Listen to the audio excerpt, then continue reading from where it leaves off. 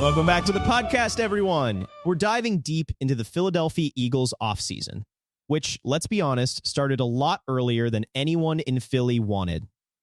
And there's one quote that's really been rattling around the news cycle, coming from head coach Nick Sirianni regarding his offensive coordinator, Kevin Patullo, and the entire staff.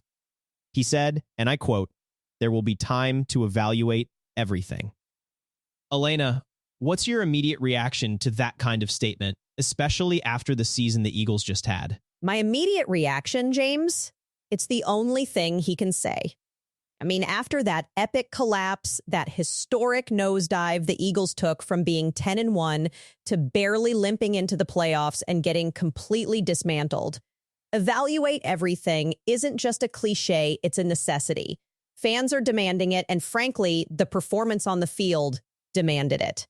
But what does evaluate everything actually mean in practice? You know, is it just lip service or is there real change coming? That's the million-dollar question, isn't it?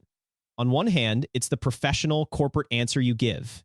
You don't make knee-jerk reactions right after a disappointing season. You take time, you analyze film, you talk to players, you talk to coaches. But on the other hand, the specific mention of Kevin Patullo, the passing game coordinator, raises eyebrows. It implies there's a specific area of concern, which again makes total sense given how stagnant and predictable the passing game looked at times. Absolutely. I think Patullo's name being out there specifically tells you a little bit. It's not just a blanket, we're looking at everyone. It's like, and we're really looking at Patullo.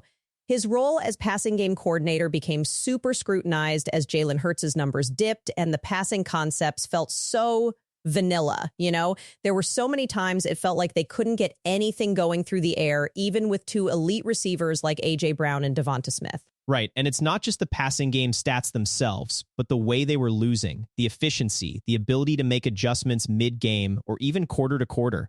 It just seemed like once opponents figured out their initial game plan, the Eagles really struggled to adapt. And that falls squarely on the coaching staff, especially those responsible for game planning and in-game adjustments. Exactly. I mean, remember the start of the season? Everything was clicking. Jalen was playing at an MVP level. The offense was dynamic. Then it just stalled. And it wasn't just Hurts. The routes weren't developing. The timing was off. The creativity just vanished. And for a passing game coordinator, that's a huge red flag. You're supposed to be finding ways to get your playmakers open, exploiting matchups, and keeping defenses guessing. It felt like they were doing the opposite by the end. It certainly did. And let's not forget the context of the defensive coordinator changes mid-season. Sean Desai being demoted, Matt Patricia taking over, and, well, that didn't exactly fix things, did it? In fact, some would argue it got worse. That whole situation put Sirianni in a really tough spot, and it raises questions about his judgment in hiring and managing his coordinators in the first place. Oh, absolutely. The defensive coordinator carousel was a disaster, a complete mess. It showed a lack of clarity, a lack of conviction, and ultimately a lack of results.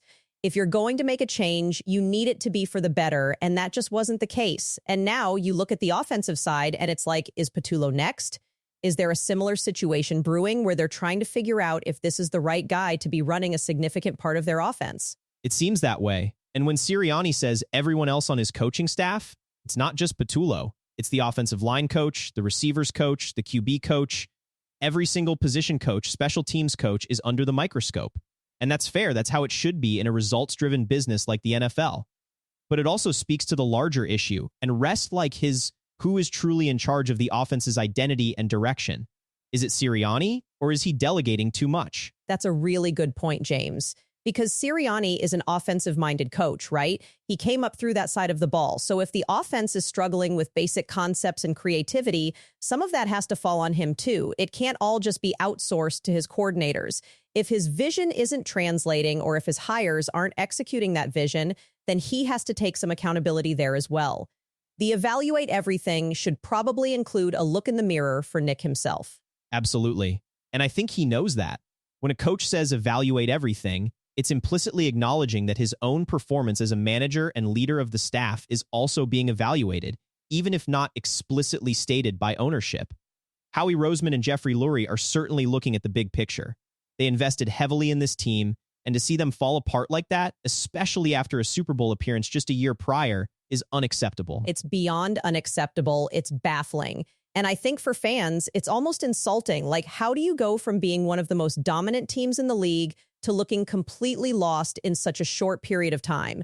And that level of inconsistency has to point to coaching, to execution, to something fundamentally broken within the structure, not just individual players having a bad day. It definitely does. So let's talk about what this evaluation period might look like. It's not just watching film, right? It's sitting down with each coach, discussing their responsibilities, their philosophy, their plans for improvement. It's probably getting feedback from players too, anonymously or not. And it's about aligning everyone's vision for the future. Yeah, and I bet those conversations are going to be pretty intense. Because if you're a coach who's on the hot seat, you're going in there trying to save your job. You're trying to present a compelling argument for why you should stay, what you've learned, what you'd change. And Sirianni has to be the one to sift through all that, see what's genuine, what's just talk, and decide who he trusts to turn this ship around. And it's a delicate balance because you don't want to make changes just for the sake of making changes. You want to make the right changes.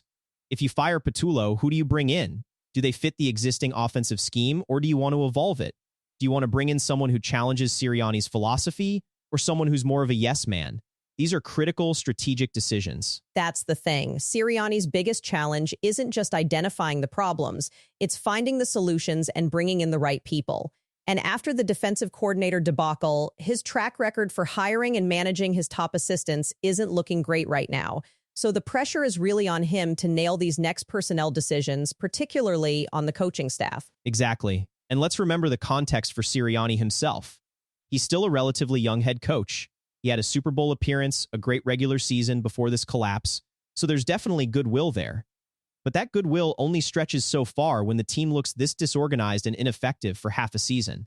Evaluate everything means Sirianni's own job security is tied to the outcomes of these evaluations. 100%. I think if they had just lost in the wild card after a solid 12-5 season, maybe the pressure wouldn't be as immense. But the way they lost, the epic collapse, it just compounds everything. It makes every single decision, every single position, every single coach feel like it's under an intense magnifying glass. And Patullo, as a key offensive piece, is definitely feeling that heat. So, if you had to guess, Elena, what's your gut feeling about Kevin Patullo's future with the Eagles? Do you think this evaluation will lead to a change, or do you think Sirianni ultimately keeps him on board with some adjustments? Oh, that's tough. My gut feeling is that something has to give. The passing game was too inconsistent, too predictable for too long. I think if Sirianni wants to show that he's serious about fixing things and evolving the offense, a change at passing game coordinator makes a lot of sense. It would signal to the players and to the fans that they're not just going to run it back with the same formula that failed them so spectacularly. I'd lean towards a change, honestly. What about you, James? I'm with you. The specific mention of Patullo, coupled with the overall offensive stagnation, makes him vulnerable. If Sirianni brings him back, there would need to be a very clear, articulated plan for how the passing game fundamentally changes. Otherwise, it sends a message that they're comfortable with the status quo, which I don't think they can afford. I think a new voice, a new perspective in that role would be beneficial. It's a tough business, but sometimes a fresh start is necessary. It really is. And it's not just about Patullo, it's about the entire offensive philosophy. You have Jalen Hurts, a quarterback who just got a massive extension, and you need to build an offense that maximizes his talents and the talents of those around him.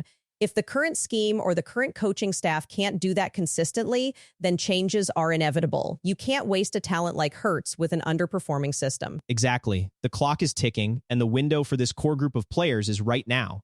They can't afford another season where they fade down the stretch due to poor coaching or scheme issues. So evaluating everything isn't just a phrase, it's a mission statement for the Eagles this offseason.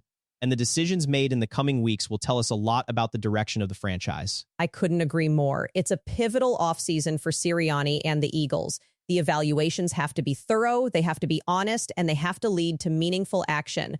Otherwise, next year we might be having a very different and much more dire conversation about the coaching staff.